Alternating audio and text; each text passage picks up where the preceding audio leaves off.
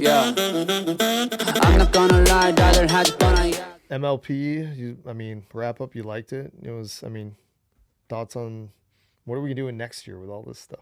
Yeah, well, that's a very good question. Obviously, we would have liked to have won, but we put ourselves in as good a position as we could have. We were up 2-0. Rachel and I were up, I think, like 17-15 or something, and then Lacey and Eric just played. They played unbelievably clean. Played good. I think they won the last 6 points in a row. I think they won 21-17 when we were up 17-15. So, I mean, sometimes you can just say too good. Too good. Like, Ben drafted well. there you go. He's a good drafter. He saw the potential in Big Daddy Eric. Big Daddy. He was the best player on the planet. What, like 2 events ago for that game? For like 17 minutes. For 7 yeah. minutes. He was like Thor. He was like Thor with a hammer in his Didn't they hand. beat Alshon and Riley like 21-7 or something like that? Destroyed. It was insane. God, I've seen that animal before. He's a beast. Um, Job Lang. All right, so last thing was we now know so originally there was going to be sort of a promotion and relegation from Major League Pickleball based on this year's Season 1 and Season 2 results. Because of all the confusion and everything, they changed it to an auction. So it was a Dutch auction, which I have no idea what that means. Wow. I love the Dutch. Sounds exotic. Do you guys know what that means? No, I just love the Dutch. Yeah. What? I love the Dutch. Okay, shout out to the Dutch. Shout out to all the Dutch fans of the Love Pickle Pod. Amsterdam. We love you. But basically what it means is every team put in a bid for how much money they would be willing to pay to start in Premier next year. And It's crazy. the top 12, basically they took the 12th highest bid, and the 12 highest bidders got in, but they all paid the dollar amount of the 12th highest bidder. Gotcha. So let's say, the teams that got in were Arizona, Columbus, Dallas, DC, LA Mad Drops, New Jersey Fives, New York Hustlers, Orlando Squeeze, Seattle Pioneers, St. Louis Shock, Texas Ranchers, and Utah Black Diamonds. Let's say Utah Black Diamonds bid the 12th highest amount. Let's say it was 400,000. That means then that would be the standard for. That would mean all of those 12 teams would pay the 400,000. And this is on top of what people originally paid to buy their teams. Like, if you're an owner, are you a little like pissed because you're like, man, besides all the jumbling around and changing, it's like, okay, I thought this was the way we were going to do it. Now I'm having to spend more money, regardless of how rich someone is, right?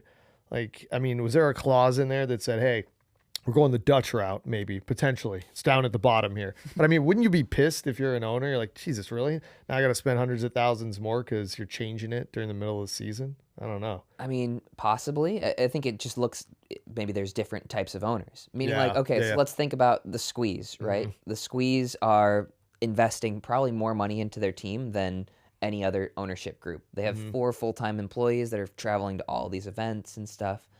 For them, let's say we were just a mediocre team and we finished last and they're like 24th in the standings. Yeah. Well, it's great for them because they can buy their way in. Sure.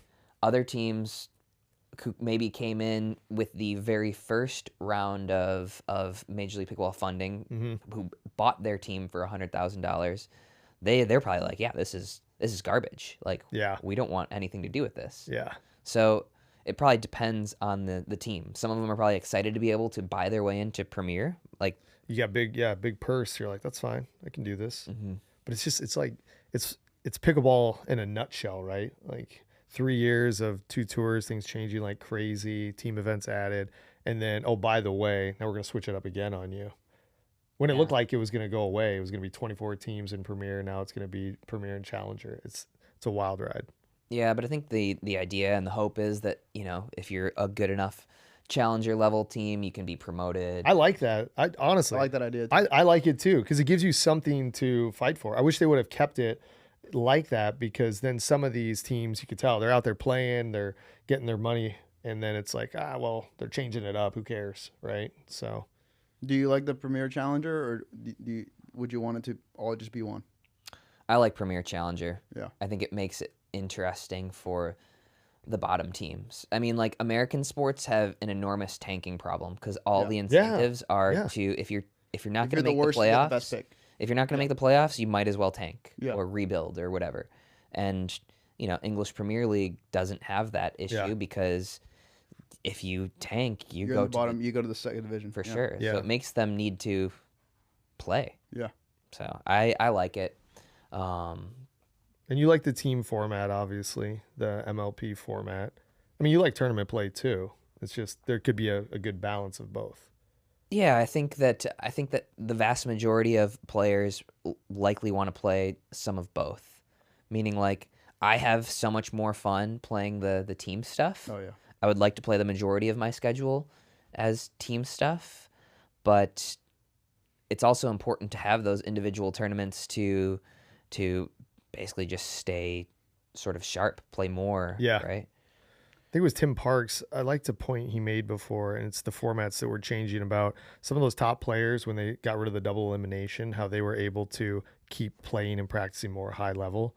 And again, going back to the whole talk about, well, we're not tennis, but we're switching formats. Yeah. That I hated that. And I thought that Tim Gentleman brought up a good point.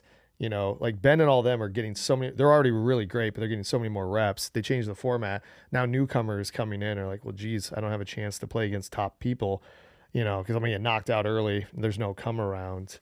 I don't know. It's What do you frustrating. think is the magic number of like MLP events or team events a year where like you don't want to have too many because then it stops being like special. It just gets too boring. Mm-hmm. Then you can't do escape rooms as much too.